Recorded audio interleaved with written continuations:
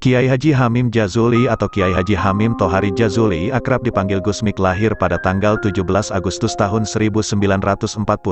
Beliau adalah putra Kiai Haji Jazuli Usman, seorang ulama sufi dan ahli tarikat pendiri Ponpes Al-Falah Mojo Kediri. Gusmik merupakan salah satu tokoh Nahdlatul Ulama, NU, dan pejuang Islam yang masyhur di tanah Jawa. Gusmik adalah kiai yang disebut oleh banyak orang adalah seorang wali Allah dengan penampilan nyentrik unik dan dakwah di tempat yang sangat mengena, seperti di lokasi pelacuran dan kemaksiatan, walaupun tetap mengasuh majelis taklimnya. Dari seiring waktu kehidupan beliau, banyak terdapat cerita tentang kisah kekaromahan beliau. Berikut adalah 10 poin di antaranya. 1. Saat Gusmik di Ploso, ada seorang santri yang sering mengikuti Gusmik. Beliau tidak sholat karena menurutnya dia meniru Gusmik yang tidak sholat. Suatu sore ia ikut Gusmik mencari ikan di sungai. Saat menjelang maghrib Gusmik menyuruhnya memegang jala kecil karena Gusmik akan pergi sebentar. Ketika hari mulai gelap, santri tersebut merasa jala tersebut sudah penuh terisi ikan. Ia berusaha menarik jala tersebut sekuat tenaga. Tanpa disengaja di tengah usahanya menarik jala tersebut dia melihat Gusmik yang sedang melaksanakan sholat maghrib di atas dahan pisang. Bahkan melanjutkannya dengan sholat isya. Setelah selesai sholat Gusmik kemudian melayang turun menemui santri tersebut. "Dapat ikan?" tanya Gusmik. "Anu Gus." Jawab santri itu sambil memandangi dahan pisang. Santri itu kemudian menyatakan bertaubat dan Gusmik menyuruhnya untuk mandi tobat di sungai tersebut. 2. Pernah suatu hari, saat memancing, kail Gusmik terbawa ikan. Saking besarnya ikan tersebut hingga membawa Gusmik tercebur dan tenggelam di sungai tersebut. Pengasuhnya yang mendapatkan tugas dari ayah Gusmik untuk menjaga Gusmik kalang kabut. Karena tak ada satupun orang yang bisa dimintai pertolongan. Karena saat itu masih pagi sehingga masih sepi dari pemancing. Mondar-mandir pengasuh Gusmik mencari Gusmik di tepi sungai. Dengan harapan Gusmik tersangkut di tepi sungai. Namun sampai hampir 2 jam Gusmik belum juga ditemukan. Akhirnya, karena frustasi pengasuh tersebut pulang ke pondok dan membereskan bajunya untuk pulang tanpa pamit. Karena takut akan dimarahi oleh ayah dan ibu Gusmik yang tak lain adalah pengasuh pondoknya. Dalam cerita Gusmik kepada pengikutnya, ternyata ikan itu merupakan ikan peliharaan gurunya yakni Nabi Khidir dan membawa Gusmik kepada Nabi Khidir. Pertemuan itu menurut Gusmik hanya berkisar 5 menit. Nyatanya Gusmik kembali ke daratan dan balik ke pondok pada jam 4 sore. Sedangkan pengasuh tersebut beberapa bulan kemudian kembali lagi ke pondok setelah mengetahui Gusmik kembali ke pondok dengan selamat. 3. Pernah suatu ketika Gusmik diperintahkan untuk memetik buah kelapa untuk dijual.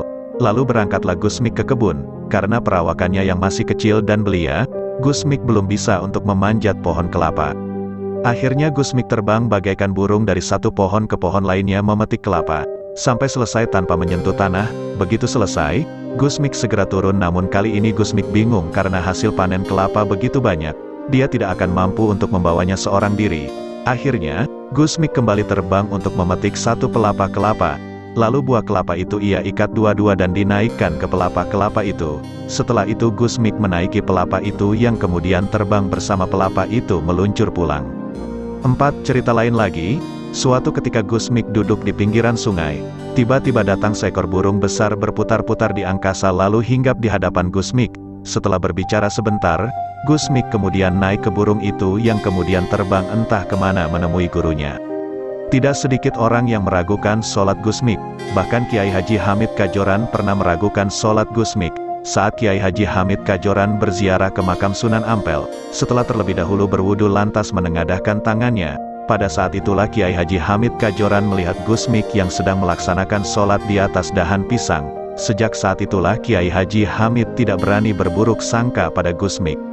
5. Pernah sekali Gusmik bermain di tepi sungai Berantas dan menonton orang yang sedang memancing. Pada saat banjir besar Gusmik tak disangka tergelincir ke sungai dan hilang tertelan gulungan pusaran air. Sampai beberapa jam, santri yang ditugaskan ayah Gusmik menjaga Gusmik mencari di sepanjang pinggiran sungai. Dengan harapan Gusmik tersangkut atau bisa berenang ke daratan, tetapi malah Gusmik muncul dari tengah-tengah sungai, berdiri dengan air hanya sebatas mata kaki. Karena saat itu Gusmik tengah berdiri di atas punggung ikan yang sangat besar, yang menurut Gusmik itu merupakan ikan peliharaan gurunya, yakni Nabi Khidir, subhanallah. 6. Gusmik yang kala itu berumur 9 tahun. Semakin tampak penuh dengan keajaiban.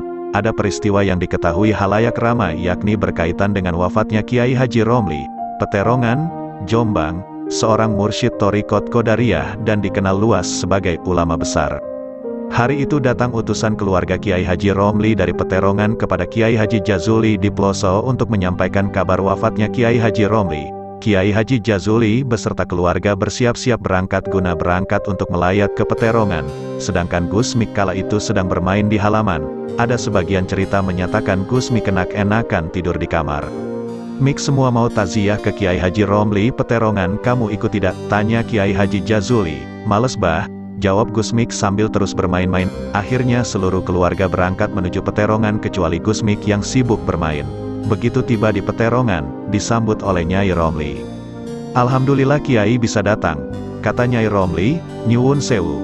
Amik, panggilan Gus Mik, tidak ikut. Tadi diajak tidak mau. "Lah, Gus Mik sudah seminggu di sini menunggu Kiai Haji Romli sampai meninggal," jawab Nyai Romli. "Itu sedang bermain di halaman," tambah Nyai Romli. Setelah merasa cukup, Kiai Haji Jazuli kemudian berpamitan dengan penuh rasa penasaran terhadap putranya. Sesampainya di Ploso, Kiai Haji Jazuli memanggil Juwirin, santri yang ditugasi untuk menjaga Gus Mik. "Selama aku pergi ke Peterongan, Amik pergi kemana saja?" tanya Kiai Haji Jazuli. "Gus Mik tidak kemana-mana, sejak Kiai pergi sampai sekarang Gus Mik masih tidur di kamar," jawab Juwairin. "Kamu jujur saja, tidak perlu berbohong untuk membela Amik," kata Kiai Haji Jazuli belum percaya. "Benar Kiai, saya tidak bohong," jawab Juwairin. "Yang manakah yang benar, Gus Mik yang sudah seminggu nungguin Kiai Haji Romli atau yang sedang di rumah lagi tidur?" "Wallahu alam." 7. Pernah Gus Mik selama 3 bulan tidak pernah keluar kamar dari rumah salah seorang santrinya. Santri tersebut bekerja di luar siang dan malam, sering bertemu dengan beberapa orang dari Madura. Mereka ingin bertemu dengan Gus Mik tetapi santri Gus Mik tersebut melarangnya karena sudah 3 bulan ini Gus Mik tidak mau keluar kamar atau menyendiri di kamar, tidak mau ditemui. Mereka marah karena merasa dibohongi oleh santri Gus Mik. Mereka menyatakan bahwa beberapa hari ini Gus Mik bersama mereka di Madura. 8. Seorang pemilik sebuah rumah makan di Perak, Jombang pernah bercerita bahwa suatu ketika pernah Gus Mik menantang beberapa para peminum minuman keras kelas berat ke warungnya untuk berlomba meminum alkohol. Gus Mik minta disediakan beberapa kerat minuman alkohol. Mereka kemudian minum termasuk Gus Mik dan terus minum sampai menghabiskan banyak botol, sampai para peminum kelas berat telah mabuk dan menyerah.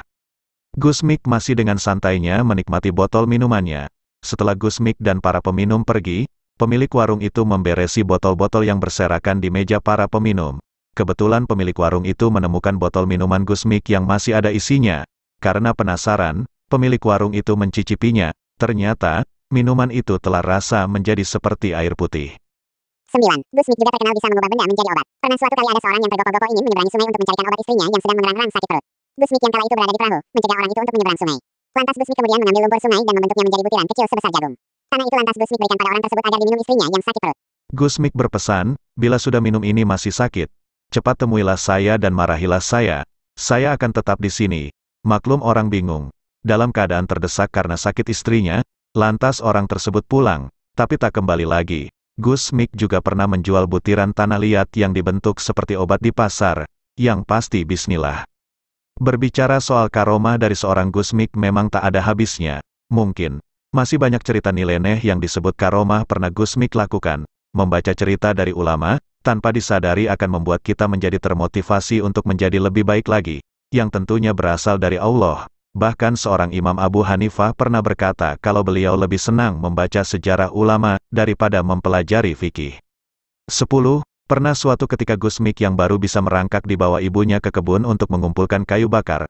Tanpa diduga muncul seekor harimau dari semak-semak. Ibu Gus Mik yang mengetahui hal itu langsung lari hingga lupa untuk membawa Gus Mik bersamanya.